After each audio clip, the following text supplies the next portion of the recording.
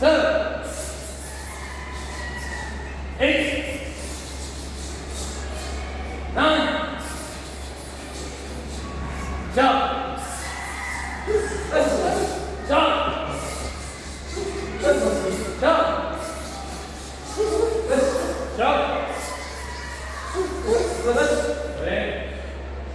Inhale, exhale. Inhale, exhale. Inhale, exhale. Inhale, exhale. Inhale, exhale.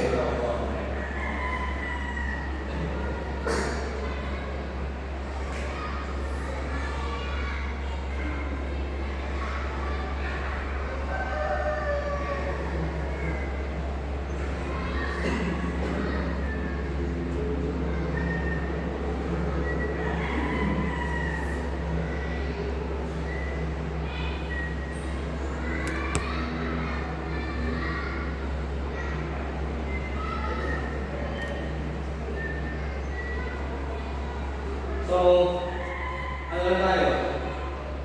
To finish punching for 2 minutes. So, ano lang? Jump straight lang to. Ang purpose nito, para maging efficient tayo in delivering strike. So, ibig sabihin, when we're punching, tayo sa sumusok ng maliit lahat, kailangan mawalan yung efficiency of punching. Ibig sabihin, kasama yung pihon ng katawan. So, gagawin natin sa 2 minutes. Diretso na. Just straight lang. Try to extend. Okay? Huwag lang yung gano'n. Extend nyo. Diyan nyo makukuha yung you can extend your punches efficiently. Kasi pag tumatapon na yung straight punches, nakakapagod yan. Alam mo yung mababa. Pero when you get used to moving, full extension, na holds your energy, that's better lalo na sa mga laban. Ready? So gawin natin. Kung simulan tayo, horse stance. Ready, horse stance. Go! Horse stance, green, white. Okay? White. So, pag sinabi mo kung simulan, ito yung tamang us. You can make the rest. Okay, from sumay na, sumay. Push, yan yung fork ni Madals. White, and bow. Tapos nakabend, ang paa. Push, okay? Ready, sumay. Ready, fork ni Madals, ready. Push, okay. Tapos extend ang kamay. Okay, don't extend yung kamay. Hindi ka natin magsasabi natin. Normal na boxing punches, pero pantay yung paa para hindi tayo nakasang side lang, pantay. Para both muscles nag-a-adapt sa proper punch movement. Ready? 2 minutes. Sige, taas na kamay, ready for punching. Ready? Start. Tuloy-tuloy lang. Extend.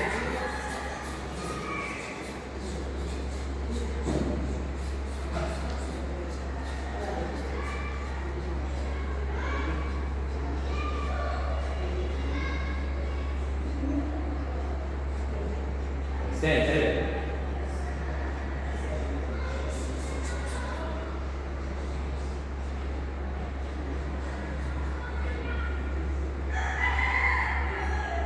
Keep going.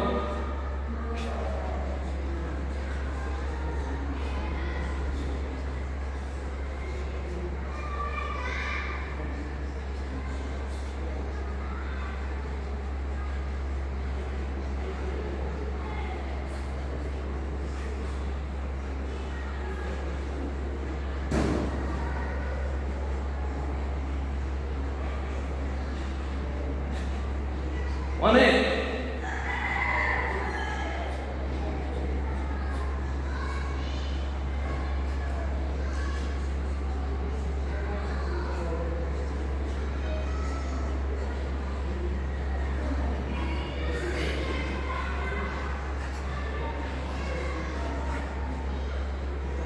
keep going. Nakakapagod talaga, normal. 30 seconds.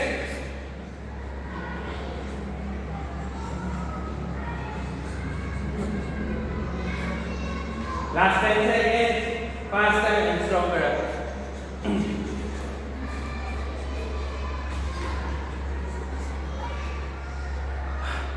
Ready?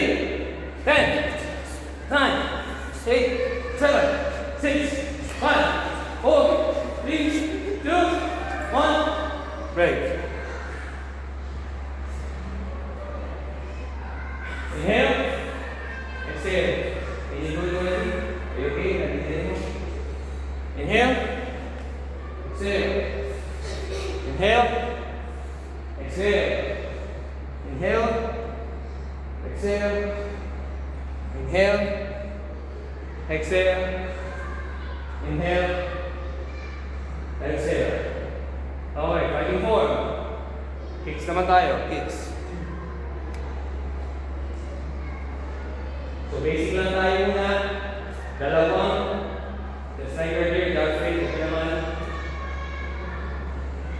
Inside and outside leg kick. Inside, outside.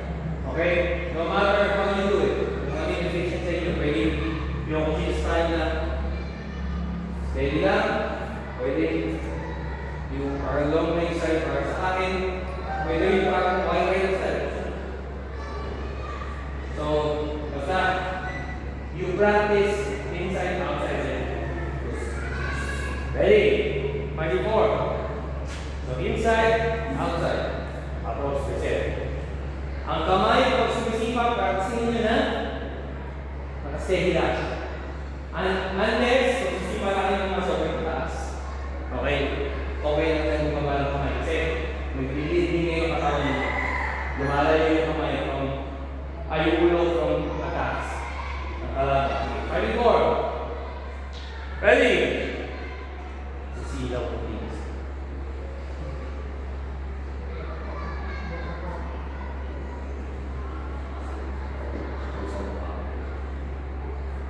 Ready? 24. Ready? 1, 2,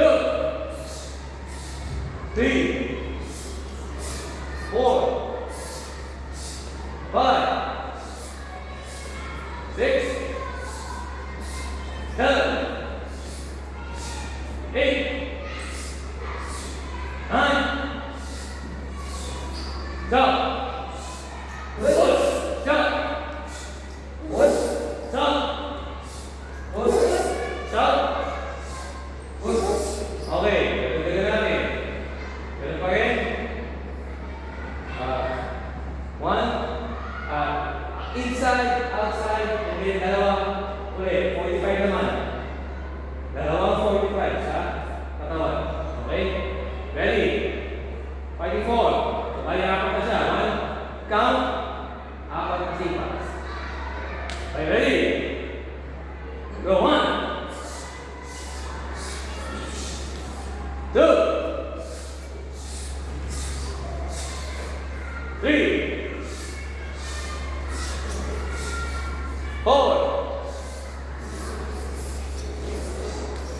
5, 6, 7, 8, 9, jump. Stop.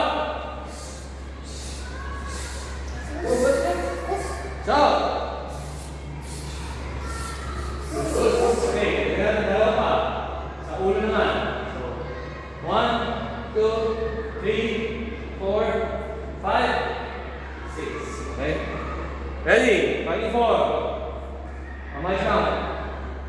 Ready? 1.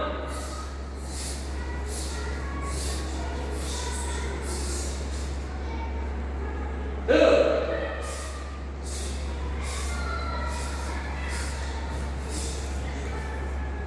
3, 4, 5, 6, 7, 8, 9,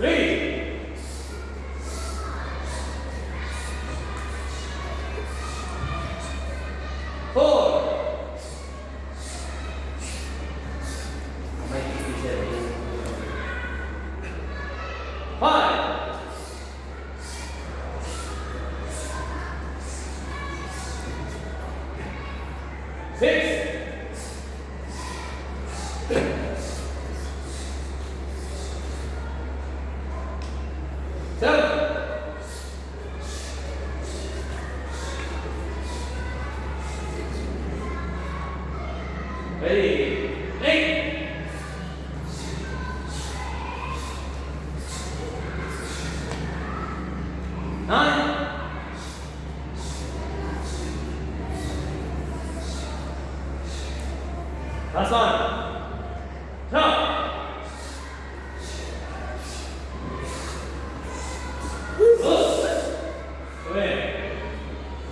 Inhale, exhale.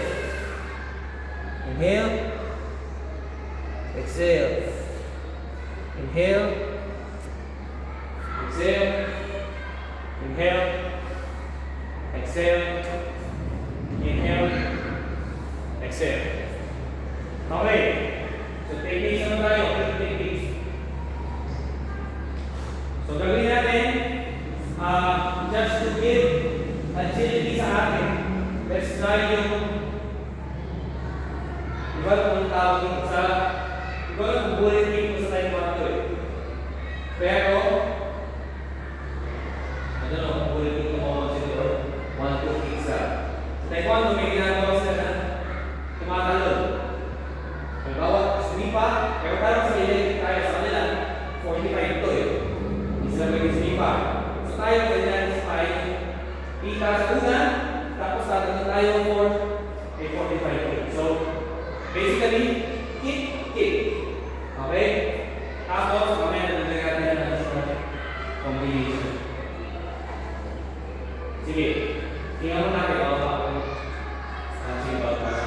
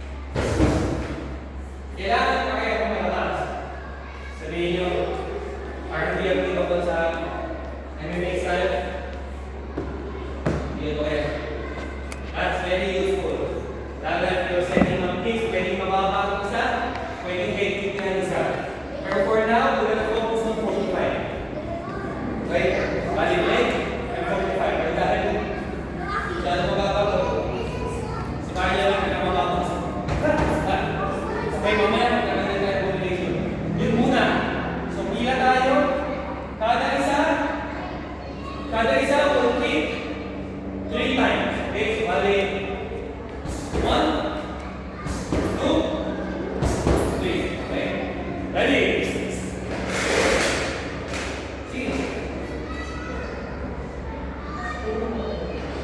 Try nyo na. Good. 1. 2. Balik sa likod.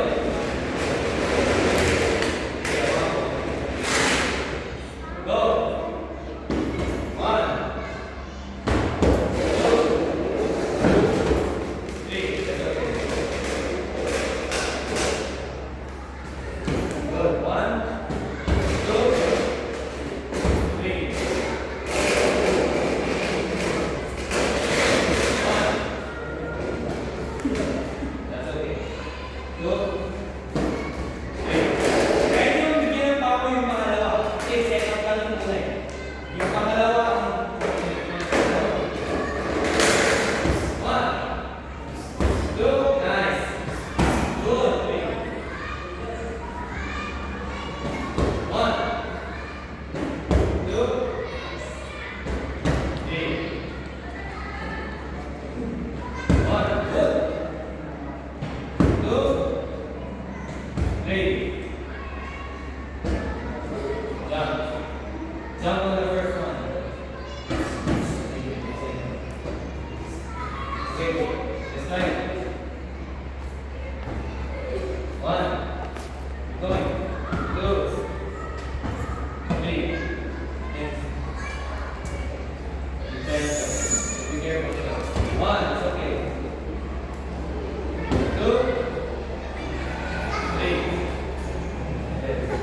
1. 2. Good. 3. 1. 2. 3. Good. 1. 2. 3. 1. 2. 3. Okay, next natin. Ganun pa rin, pero talaga natin na yung pamilya. Bakit ko pinapagawa to? Kasi importante may patamaan. In order for us to do yung susunod na sipa, kailangan may patamaan. So, siguro, pwede nyo na, alam nyo na ako. Start ang technique ko eh. So, ganun lang din. Okay? And then yung momentum ng kick nyo, yung pangalawang kick, gagamitin nyo to deliver your balik side. Okay, so,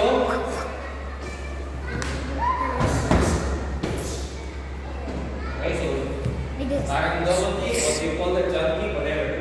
So, 30 seconds. Are you ready? Try nyo lang, kung hindi kaya pa. Tatlo pa rin, tatlo. Ready? Good, 1.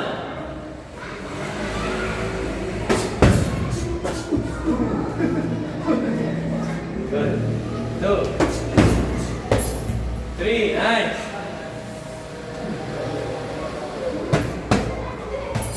Good. Okay, just to give you a little bit of tip. Katulad na nangyari, you came from a 45 kick. So, ang 45 kick is a very close kick. Ang tendency mo, lalo na you're moving forward, kung palakit ka, masyado ka malapit for a turning side. Kung napapansin nyo ako, pagka-kick ko, either step ako ng malayo, or, pag-turning side ako na, parang tumatalon pa rin. Okay, so, let me demonstrate. So, 1, 2, I'm too close. Medyo tatalon ako. Kung mahirap sa inyo, katulad ng turning side sensei, it's just a little bit too close. So, try mo i-figure out yung range mo. Good enough, good enough. Go. 2, last one.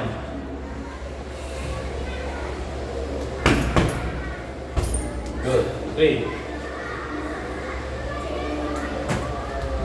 Ayan. Good. Good. 1. Ilapag mo muna. Pagkasipa ng pangalawa, ilapag mo muna. Okay yun. Normal yun na parang pagsipa mo gusto mo umikot agad eh. Pero lapag mo. Lapag mo muna. Saka ka-turn. 1. Sige. Again.